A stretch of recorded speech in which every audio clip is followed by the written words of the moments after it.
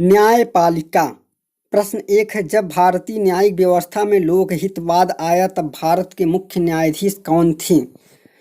भारतीय न्यायिक व्यवस्था में सर्वोच्च न्यायालय की पहल पर जनहित याचिकाओं यानी पब्लिक इंटरेस्ट लिटिगेशन की शुरुआत हुई। इसके तहत नागरिक समाज का कोई व्यक्ति या समूह जनहित के मामलों में न्यायिक उपचार प्राप्त करने हेतु न्यायालय की शरण ले सकता है। सर्वप्रथम सर्वोच्च न्यायालय के न्यायाधीश P.N. भगवती द्वारा वर्ष 1979 में हुसैन नारा खातून केस में जनहित याचिका स्वीकार की थी। इस याचिका को पुष्पा कपिला हिंगोरानी ने दाखिल किया था। इन्हें जनहित याचिका की माता मदर ऑफ PIL के नाम से जाना जाता है। उल्लेखनीय है कि जिस समय P.N. भगवती ने यह याचिका स्वीकार की थी उस समय वे सर्वोच्च न्यायालय के न्यायाधीश थे, न कि मुख्य न्यायाधीश। सर्वोच्च न्यायालय में न्यायाधीश के रूप में इनकी नियुक्ति 17 जुलाई 1973 में हुई, जबकि मुख्य न्यायाधीश के रूप में इनका कार्यकाल 12 जुलाई 1985 से 20 दिसंबर 1986 तक था।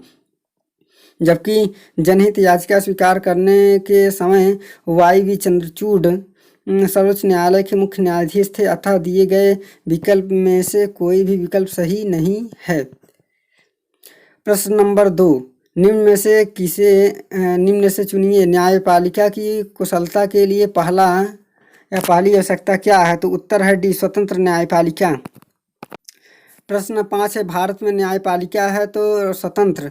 भारतीय संविधान एवं स्वतंत्र न्यायपालिका की व्यवस्था करता है, जो यह निश्चित करता है कि देश का शासन संविधान के प्रावधानों के अनुसार चलाया जा रहा है। न्यायपालिका नागरिकों की स्वतंत्र और मौलिक अधिकारों के संरक्षण के रूप में कार्य करता है। यह राज्य सरकारों एवं केंद्र सरकारों के अधिकार क्षेत्र की सीमाएं भी निश्चित करता है। अनुच्छेद 124 में उच्चतम न्यायालय की स्थापना और गठन संबंधी प्रावधान दिए गए हैं। कार्यकारी मुख्य न्यायमूर्ति की नियुक्ति का उल्लेख अनुच्छेद 126 में किया गया है। उच्चतम न्यायालय का अभिलेख न्यायालय होगा, अनुच्छेद 129 में है।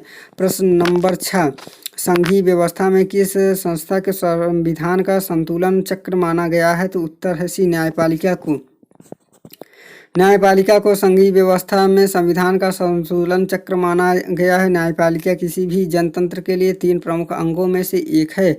अन्य 2 अंग है कार्यपालिका और व्यवस्थापिका। न्यायपालिका का संप्रभुत्व संपन्न राज्य की तरह से कानून का सही अर्थ निकालती है और एक कानून के अनुसार न चलने वाले को दंड करती है। इस प्रकार न्यायपालिका विवादों को सुलझाने एवं अपराध कम करने का काम करती है, जो अप्रत्यक्ष रूप से समाज के विकास का मार्ग प्रशस्त करती है। भारत के सर्वोच्च न्यायालय के न्यायाधीशों का अवकाश ग्रहण करने की आयु 65 वर्ष है। जिले का सबसे बड़ा दीवानी न्यायालय जिला जज का न्यायालय है। जिले का सबसे बड़ा फौजदारी न्यायालय सेशन जज का न्यायालय होता है। प्रश्न नंबर 7 है, निम्न में से कौन सा एक विशेषता USA और भारत के संघ राज्य पद्धति की समान विशेषताएं नहीं है? तो उत्तर है C, न्यायिक संगठन के 2 समुच्चय। भारत में इकाई न्यायिक व्यवस्था है, जबकि अमेरिका में संघ एवं घटक राज्यों के पृथक पृथक न्यायपालिकाएं हैं, अर्थात दोहरी न्यायपालिका है। प्रत्येक राज्य की न्यायपालिका पृथक है। उसका संगठन क्षेत्राधिकार संबंधित राज्य से संविधान द्वारा निर्मित किया जाता है।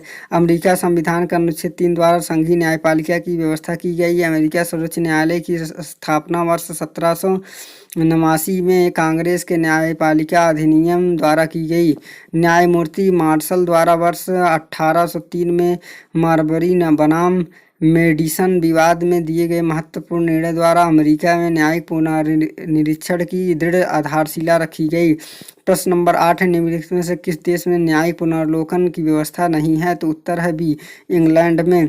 ब्रिटेन के लॉर्ड सभा ही सर्वोच्च दीवानी एवं फौजदारी अपीली न्यायालय है, अतः वहाँ न्यायिक पुनर्लोकन की व्यवस्था नहीं है। अपीली न्यायालय के रूप में लॉर्ड सभा की अध्यक्षता लॉर्ड चांसलर करता है।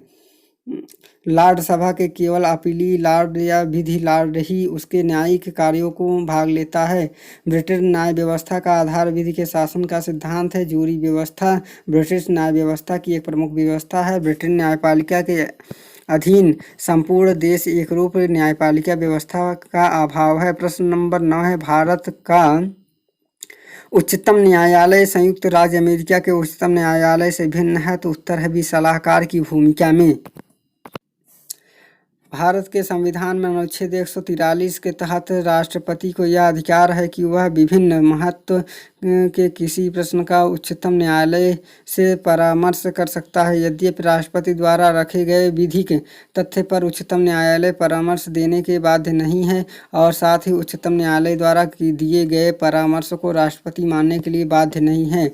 यह परामर्श क्षेत्राधिकार अमेरिकी सर्वोच्च न्यायालय में प्राप्त नहीं है। मूल अधिकारों के संबंधित विवाद उच्चतम न्यायालय के प्रारंभिक क्षेत्राधिकार के अंतर्गत आते हैं। प्रश्न नंबर 10, सीमाओं के भीतर हम अपने न्यायाधीशों का आदर करते हैं, पर कोई न्यायाधीश अथवा कोई न्यायालय अपने को व्यवस्थापिका का तीसरा सदन नहीं बना सकता। यह पंडित जवाहरलाल नेहरू का कथन है।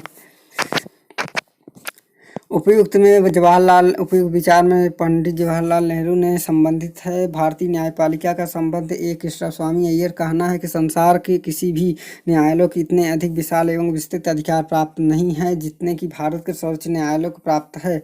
वी ऑस्टिन ने भारतीय सर्वोच्च न्यायालय को सामाजिक क्रांति का संरक्षक कहा है। ए कृष्णन अय्यर ने के अनुसार भारतीय संविधान का भावी स्वरूप बहुत कुछ सर्वोच्च न्यायालय के कार्य एवं उसके द्वारा किए गए निर्देशों पर निर्भर होगा। प्रश्न नंबर 11 है, न्यायिक पुनर्समीक्षा का सिद्धांत सर्वप्रथम प्रतिपादित किया, तो उत्तर है डी, यानी अमेरिका में। सर्वप्रथम संयुक्त राज्य अमेरिका में वर्ष 1803 में मारवारी बनाम मेडिसन, बाद में अमेरिका के उच्चतम न्यायालय द्वारा वहां के संविधान के तीसरे अनुच्छेद के तहत न्यायिक समीक्षा का सिद्धांत प्रतिपादित किया गया था। इस ऐतिहासिक वाद से ही निर्णय के परिणामस्वरूप अमेरिका की कांग्रेस द्वारा पारित कानूनों के संविधान सम्मत न होने पर वहां के उच्चतम न्यायालय द्वारा उन्हें रद्द किया जा सकता है। अमेरिका में से प्रेरित होकर भारत के संविधान के अनुच्छेद 13 द्वारा न्यायपालिका को न्यायिक पुनर्विलोकन का अधिकार दिया गया है। इस अनुच्छेद के अनुसार राज्य कोई ऐसी विधि नहीं बनाएगा जो इस भाग 3 के द्वारा प्रदत्त अधिकारों को छीनता है या न्यून करती है। इस खंड के उल्लंघन में बनाई गई प्रत्येक विधि उल्लंघन की मात्रा शून्य होती है। अनेक निर्णयों को उच्चतम न्यायालय ने अपनी न्यायिक पुनर्विलोकन की शक्ति का विस्तार किया है। केशवानंद भारती के बाद में दिए गए निर्णय के अनुसार अगर संसद द्वारा बनाई गई कोई विधि या संवैधानिक संशोधन संविधान के आधारभूत ढांचे का उल्लंघन करती है तो उसे उच्चतम न्यायालय द्वारा अमान्य घोषित किया जा सकता है। प्रश्न नंबर 12 है, न्यायिक पुनर्विलोकन का सिद्धांत भारत ने किस देश के संविधान से ग्रहण किया है, तो उत्तर है बी, यानी संयुक्त राज्य अमेरिका से। प्रश्न नंबर 13 है, संविधान में न्यायिक पुनर्विलोकन का सिद्धांत ग्रहण किया गया है, तो उत्तर है यूएस के संविधान से, यानी अमेरिका के संविधान से। प्रश्न नंबर 14 है, न्यायिक समीक्षा की अभिकल्पना कहाँ से लिया गया, तो यूएस के संविधान से लिया गया है। प्रश्न नंबर 15 है, न्यायिक पुनर्विलोकन का व्यवस्था नहीं है, तो उत्तर है सी, इंग्लैंड में। न्यायिक पुनर्विलोकन का तात्पर्य न्यायिक पालिका के विधायिका द्वारा पारित कानूनों अथवा कार्यपालिका कृत्यों की समीक्षा करने का शक्ति इंग्लैंड में संसद सर्वोच्च है और उसके बनाए कानून को न्यायपालिका द्वारा अवैध नहीं घोषित किया जा सकता है। यूएसए में वहाँ के उच्चतम न्यायालय को वहाँ की विधायिका कांग्रेस द्वारा पारित कानूनों को संविधान से उल्लंघन करने की दशा में अवैध घोषित करने की शक्ति प्राप्त है। यूएसए के से प्रेरित होकर भारत में भी न्यायपालिका को न्यायिक पुनर्विलोकन की शक्ति दी गई है। फ्रांस में संविधान परिषद द्वारा वहाँ की विधायिका द्वारा पारित कानूनों पर वहाँ के राष्ट्रपति की स्वीकृति के पूर्व ही उसकी संविधान सम्मत होने की जांच करने की शक्ति प्राप्त होती है। प्रश्न नंबर 16 है, विधि की उचित प्रक्रिया किस देश की न्याय व्यवस्था का आवश्यक तत्व लक्षण है, तो ए, संयुक्त राज्य अमेरिका।